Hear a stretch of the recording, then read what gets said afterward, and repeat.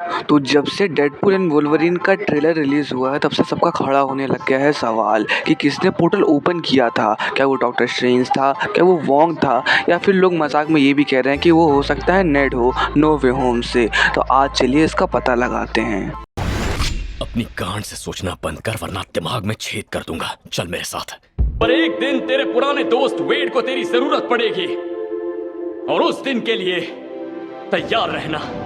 तो मार्वल अपनी हरकतों से कभी बाज नहीं आता, एडिटिंग कर ही देता है वो ट्रेलर में अपनी हाइप बढ़ाने के लिए, साथ ही में स्पॉइलर से ऑडियंस को बचाने के लिए।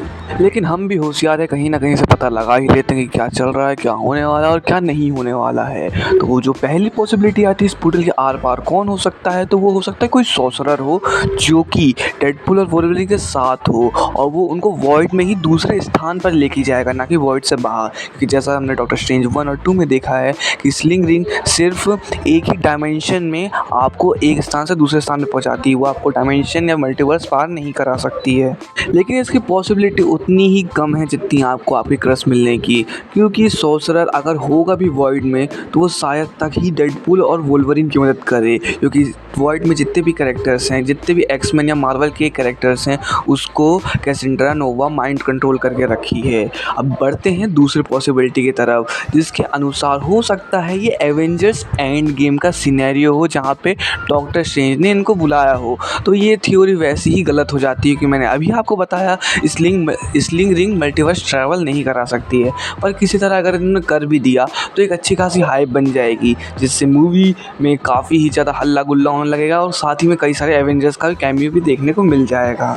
लेकिन वही अगर हम तीसरी पॉसिबिलिटी की बात करें तो उसके अनुसार ये जो पोर्टल है वो डायरेक्ट डेडपूल और वोल्वरिन को लेके जाएगा एवेंजर्स सीक्रेट वॉर्स की फाइनल बैटल के अंदर, यानी एवेंजर्स 6 की फाइनल बैटल के अंदर। तो हाँ, इसकी प्रोबेबिलिटी ज़्यादा है इन सब थ्योरीज के अलावा। बाकी अगर हम इस सीन को ध्यान से देखें, पोर्टल वाले सीन को, तो हम देख सकते हैं कि साइड में कैसेंड्रा नोवा आराम से देख के खड़ी है।